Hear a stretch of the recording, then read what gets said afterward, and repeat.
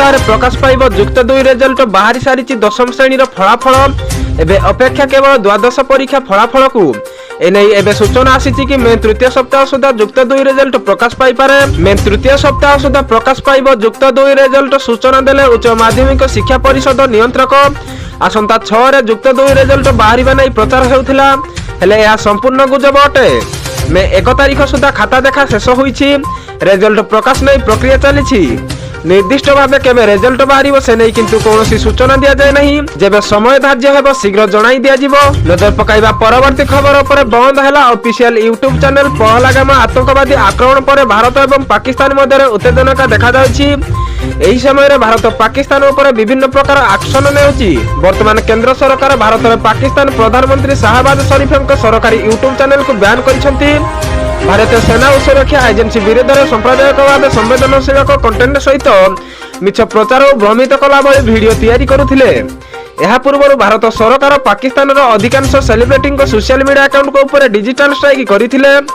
एथिरे अनेक cricket social media account मध्य शामिल रहिछि। शुक्रवार पाकिस्तान क्रिकेट टीम रा पूर्वतन अधिनायक बाबर आजम, मोहम्मद अमीर, नसीम शाह, शाहिद आफरीद, मोहम्मद रिजवान, हारिस रफ एवं इमाम उन इंस्टाग्राम अकाउंट आईडी को भारत ब्लॉक करिछि। नजर पकाइबा परवर्ती खबर पर 15 जिला को विपदजनक काल बैशाखी नहीं सतर्क कला आंचलिक पाणीपाग विज्ञान केंद्र।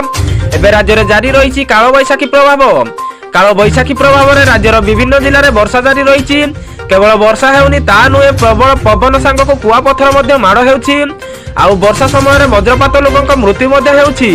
आउ एहारी भितरे आज 15 जिला को काल बैशाखी हेबार संभावना रही।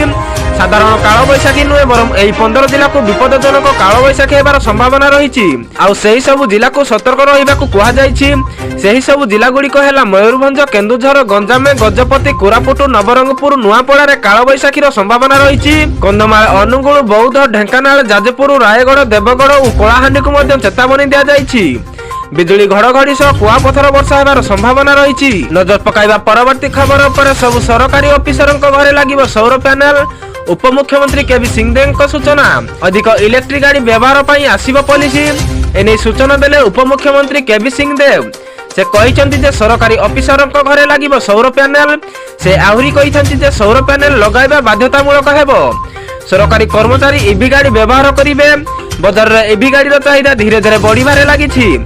या पेट्रोल खर्च को कम करुछि। एथिपाई वर्तमान नुआ पॉलिसी आसिबो बोली उपमुख्यमंत्री केबी सिंहदेव कहिसंती। नजर पकाइबा परवर्ती खबर पर पहलगाम आतंकवादी आक्रमण बदला पाकिस्तान को एशिया कप रो बाहर करिबो बीसीसीआई। जम्मू काश्मीर रो पहलगाम रे आतंकवादी आक्रमण रे 26 जन निरीह पर्यटनक जीवन जाइछि।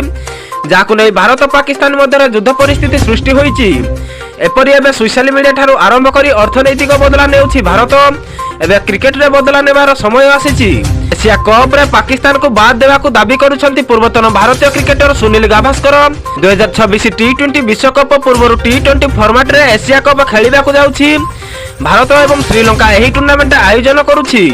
एणु एथिरे पाकिस्तान को बाद दिया जाऊ कारण भारत सरकार जेबे जा निष्पत्ति नियंती तेबे बीसीसीआई एहाकू मध्य ग्रहण करिथाए। तेबे भारत सरकार एबे पाकिस्तान विपक्ष में विभिन्न पदक्षेप नेउछंती।